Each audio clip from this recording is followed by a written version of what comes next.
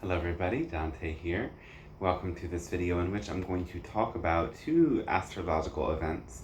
First is the new moon that's happening tomorrow around 6:30 p.m. Pacific time. And then the next day Mercury goes direct. And that signals a big shift after a retrograde cycle in a place where Mercury has been under a bit of stress. So we'll talk about that and hope to bring some insight so that we can bring in this new beginning with great ease. So the technicality is that what we're often calling the new moon is the dark moon. And the dark moon is that introspective time when the moon is not visible at all. The moon is new when it forms the first crescent that's visible. And that's in a couple of days after the new moon. So for example, that Saturday will be when we can really begin to initiate things. So we can set intentions for what we initiate, and then we bring that into fruition as the moon grows. Now, the moon is in the tropical zodiac of Virgo and the sidereal zodiac of Leo. And this Virgo season is about planting and harvesting. So we reap what we have sown, and that gives us the awareness of what to bring for the next season. It's preparing for the winter, so sorting out everything that is not needed and is in the way of bringing in more prosperity in the times to come. So Virgo is a sort of meticulous sign, and it brings our awareness to where we need to notice the details. And some of these qualities might be coming with this moon as well. There is a trine relationship between Uranus. That's the closest by degree. So Uranus is the surprises that bring us revelation. It's the higher mind that brings the sudden insight of inspiration that can change everything. In a challenging aspect, Uranus brings a shock. In a harmonious aspect, like a trine, brings a revelation, but it still comes on suddenly. And Uranus is with the planet Jupiter, who brings wisdom. Jupiter is retrograde, though Jupiter is gaining momentum as the speed of that retrogression is starting to pick up, and will pick up to its highest speed in October. And Jupiter is bringing in wisdom with this sudden insight. And there's also another trine aspect to Pluto, who is the planet of transformation. And so this is altogether aspects of a sudden insight that brings and awakens our inner wisdom that is also connected with transformation.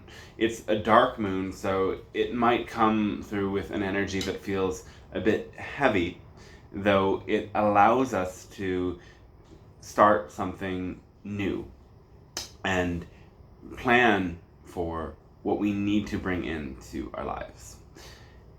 So there's also this opposition to the planet Neptune.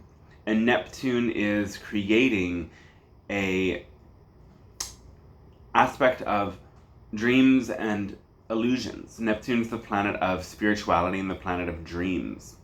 And this Neptunian energy coming in can feel like expanding into a more spiritual realm. There might be a more spiritual focus to the new moon. And it might also bring about a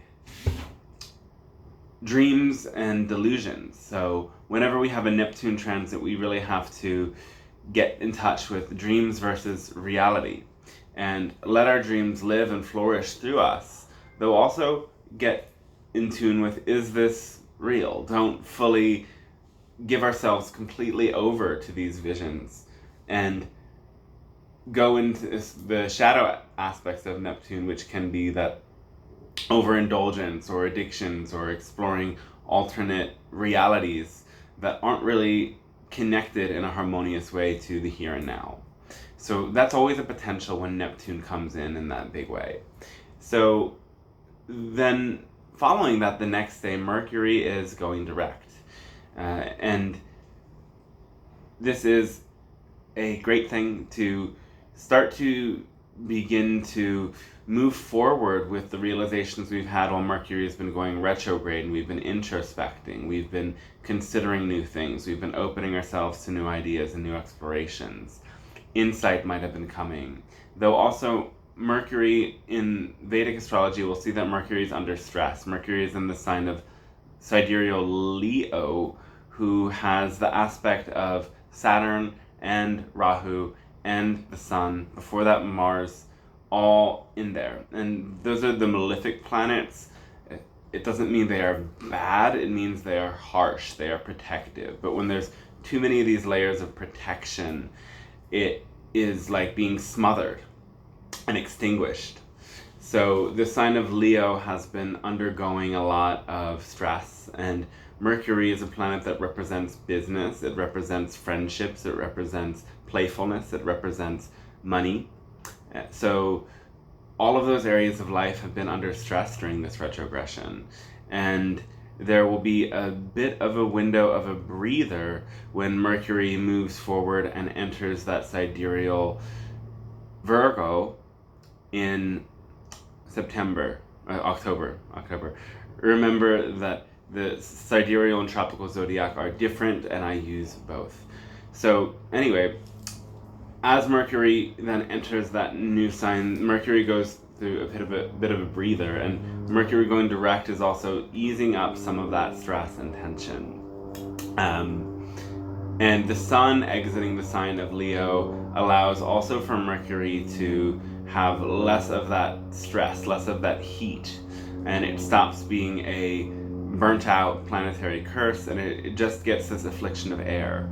Now, Mercury is also opposed to Saturn at the time of its direct motion, and Saturn and Mercury combination is one for being very focused with your words, very deliberate and disciplined with your words. It might be a time for more serious communications, some things that you might have not wanted to communicate to friends or business partners especially, though also potentially in relationships, might be coming up to be expressed in that more serious note around Mercury moving direct.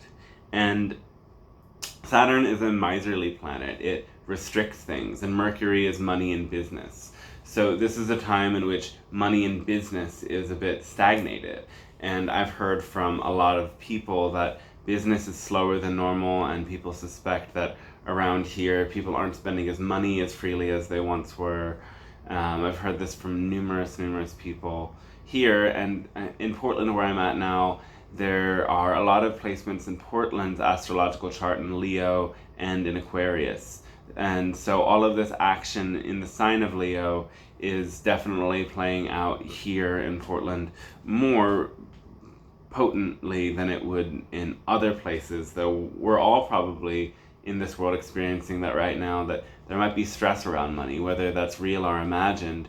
Not wanting to spend, not wanting to put out, wanting to, like Saturn, hold things back, keep for oneself.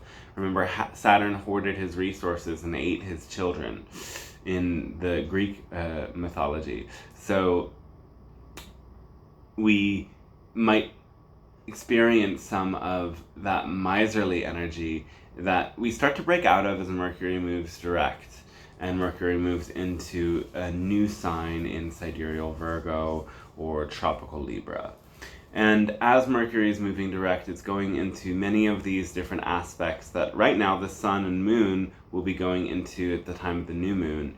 And those aspects are to Uranus and Jupiter and Pluto and Neptune, as well as the North Node. So all of those,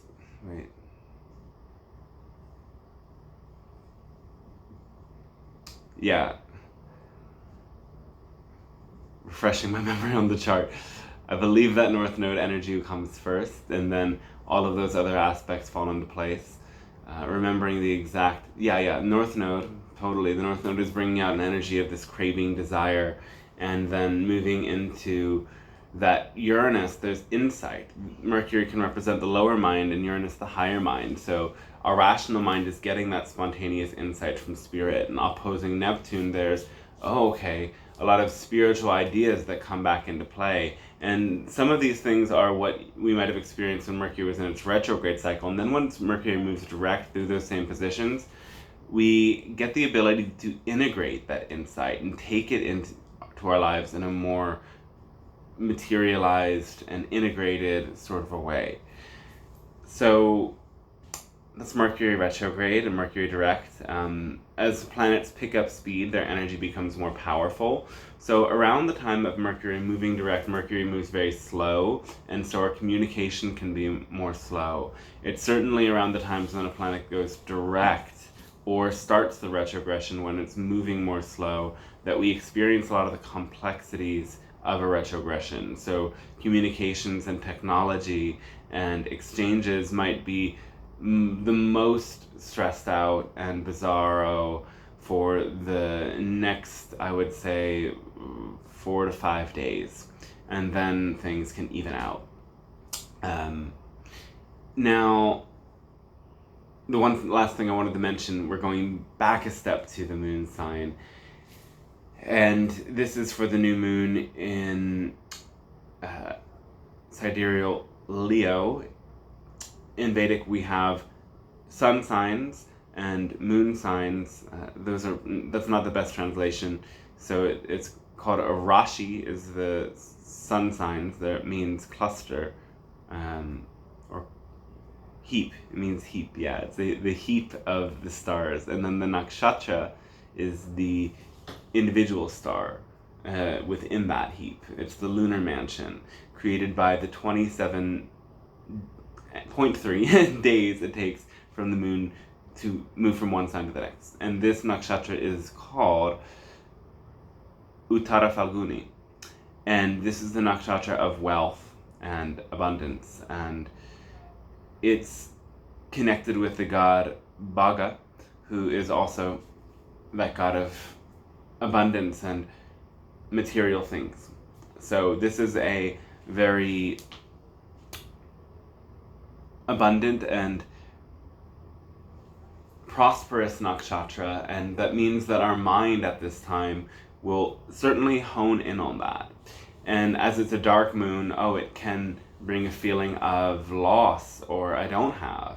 And it might bring to the surface, the sense of I don't have these things. Where is my prosperity? Where is my abundance? And it's planting the seeds for us to call those things into our lives and work with that energy. Again, because it's still connected with that Mercury opposed to Saturn, there's this feeling of, this restriction. And we'll move through that as we move into October. Mercury will come under greater stress later when it moves into some other signs, but one step at a time.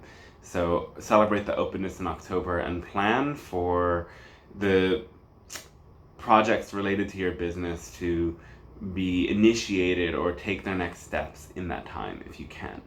So, of course, that would depend on your own chart as well. And I would say that I experienced a lot of these experiences with the business and everything moving slow, but I used a lot of the remedies that I've learned from Vedic astrology to work with the planets and work with their energies and call in greater balance and activate the planets that might help me in this time. And it definitely created big shifts for me.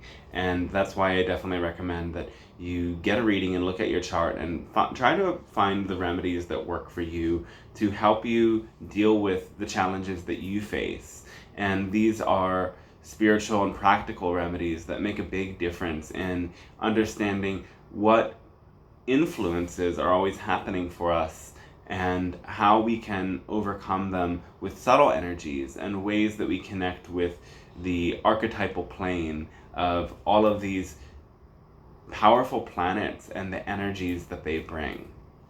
So I'm doing a discount on readings now. I will offer a limited amount of readings till the end of September for just $88 US. And at the end of this month, I am going to be increasing the prices from where they were at around, it was a sliding scale starting at 111, but I'm going to go with a flat rate of 155. That is the worth of these readings that I've spent like 10 years studying Western astrology, and now several in Vedic astrology, and invested in not so cheap courses, and people have very profound results with these readings, so I feel comfortable and confident raising that, though I could use some support now, and I'm sure other people in these transits could use some support now. So this is a great time, and probably the last time, to get a reading with me at that rate. And if you're interested, you can send me an email at dantestarshine@gmail.com or contact me on whatever platform you're seeing this video on. I hope you have a really beautiful, blessed day. And also my website, dantestarshine.com, has a Calendly tab where you can book a session, and that's so much easier than the emailing back and forth of looking at our timetables. But if you can't get that to work, send me an email. Have a really beautiful, blessed day, and may these transits support you and open the greatest abundance and greatest spiritual connection for you. Much love, many blessings, and catch you next time.